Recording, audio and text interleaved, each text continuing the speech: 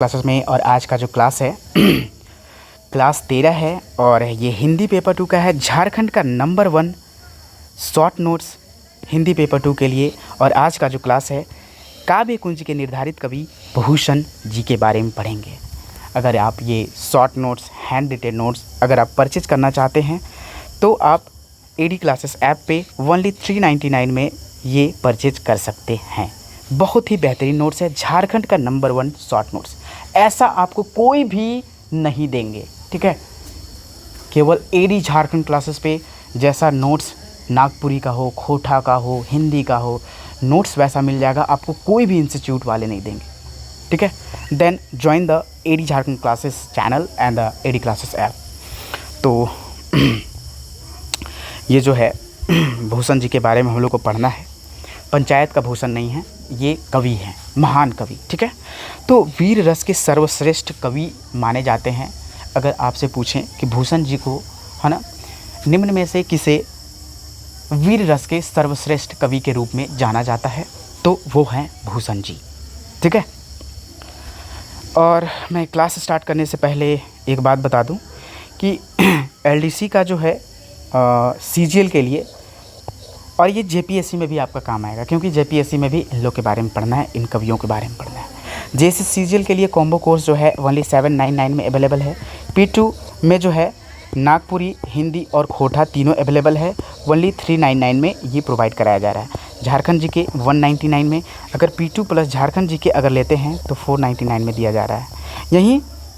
यहीं अगर जो है आप झारखंड यानी कि P2 plus Jharkhand plus computer तीनों लेते हैं तो 549 में दिया जा रहा है। लेकिन अगर आप केवल कंप्यूटर खरीदना चाहते हैं तो 149, और 125 टेस्ट सीरीज चल रहा है on AD classes app. Join the AD classes app, 125 test join करें 149 में। तो चलिए भूषण जी जो हैं वीर रस के सर्वश्रेष्ठ कवि हैं। नेक्स्ट, इनका जन्म 1613 ईस्वी में हुआ था, ठीक है। जन्म स्थान कहाँ? कानपुर के उत्तर प्रदेश के त्रिविक्रमपुर तिकवामपुर में हुआ था ना। भूषण जी के पिताजी का नाम क्या था? पंडित रत्नाकर त्रिपाठी। यानी भूषण जी के पिता का क्या नाम था? पंडित रत्नाकर त्रिपाठी। भूषण हिंदी के प्रसिद्ध कवि जैसे कि चिंतामणि त्रिपाठी और मतीराम के भाई भी थे। हिंदी के प्रसिद्ध कवि कौन थे? चिंतामणि त्रिपाठी और मतीराम के ये भाई भी थे, है ना। चित्रकूट के सोलंकी राजा रुद्रदेव ने भूषण को कवि भूषण की उपाधि दी है।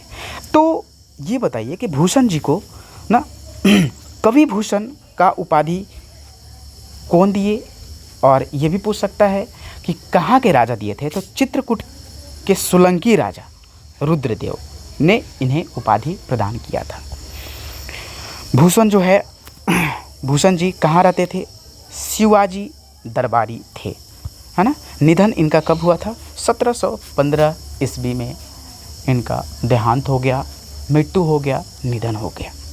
नेक्स्ट, रचना इनका कौन कौन सा है? शिवराज भूषण, दूसरा शिव बावनी, तीसरा छत्रसाल दशक, ठीक है। भूषण रचना किए जैसे कि 6 ग्रंथ का रचना किए थे, परंतु भूषण की प्रमुख 3 ग्रंथ उपस्थित है। पहला शिवराज भूषण, ठीक है। चलिए इसके बारे में पढ़ लेते हैं। तो यह एक अलंकार ग्रंथ है। 105 अलंकार का चर्चा किए हैं भूषण जी ने इसमें। शिवाजी की प्रशंसा से ओतप्रोत है यह रचना, ठीक है। शिवाजी के बारे में पूरा एकदम क्या बोले, मतलब कि पूरा चर्चा ही इन्होंने कर दिया है, ठीक है। अब चलते हैं शिवा बावनी एवं छत्रसाल दशक। तो यह छंद वीर रस से ओतप्रोत है। शिवाजी और छत्रसाल से संबंधित कुटकर छंद संकलन है ना।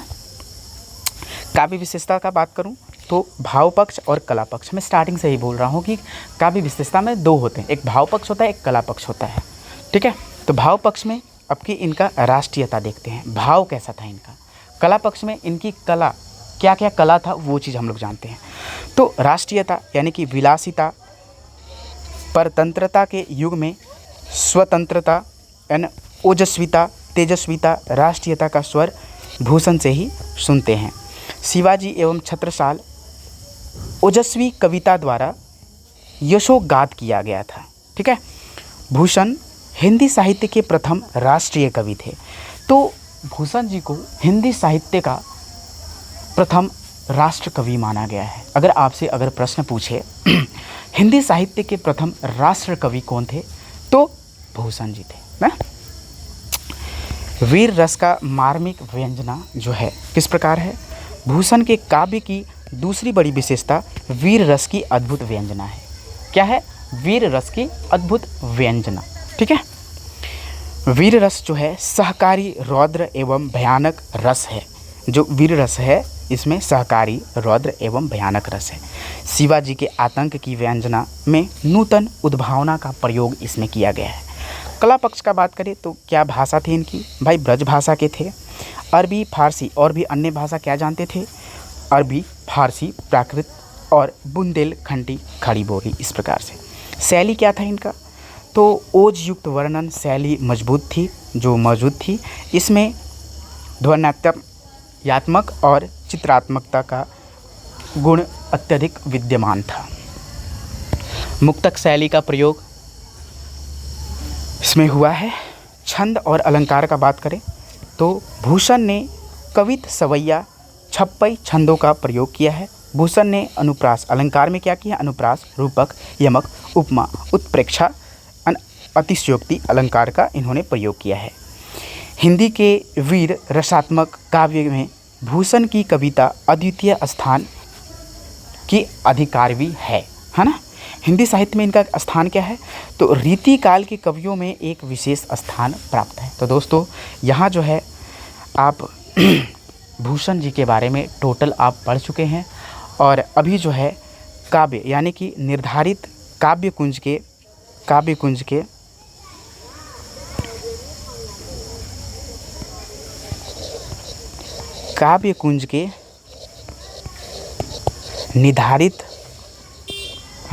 निर्धारित कवि का एकदम संपूर्ण वीडियो आप देख चुके हैं। और ये वीडियो कैसा लगा आपको कमेंट सेक्शन में ज़रूर कमेंट करेंगे, क्योंकि मेहनत बहुत लगते हैं भाई। सब्सक्राइब ज़रूर कर लीजिएगा, ठीक है, नहीं तो आपको याद नहीं होगा। ठीक है, आपको याद करना है, then subscribe this channel AD Jharkhand classes, ठीक ना। एडी झारखंड क्लासेस ज़रूर सब्सक्राइब करें और अपने दोस्तों को भी बोलें, ठीक है, क्योंकि क्लास फ्री ऑफ कॉस्ट। इससे ज़्यादा आपको पेड कोर्सेज में भी बेस्ट क्लास नहीं मिलेगा। मैं लिख के दूंगा, हमेशा मैं बोलता हूँ। आपको हिंदी साहित्य का इतिहास जो है पढ़ना है, वो भी मैं बहुत ही जल्दी मैं एक मैराथन क्लास में मैं लाऊंगा, ठीक है। उसमें 110 या 120 पेज जो है हिंदी साहित्य ही है, ठीक है, हिंदी का इतिहास ही है। Then join the AD Jharkhand classes और एडी क्लासेस ऐप। धन्यवाद वॉचिंग फॉर दिस वीडियो। जय हिंद, जय भारत दोस्तों। आप ज्वाइन एडी क्लासेस ज़रूर करें, क्योंकि 399 में इसका जो है ऑफ़र फ़ी है, आप ले सकते हैं। PDF के लिए कॉन्टैक्ट कर सकते हैं 8863884281।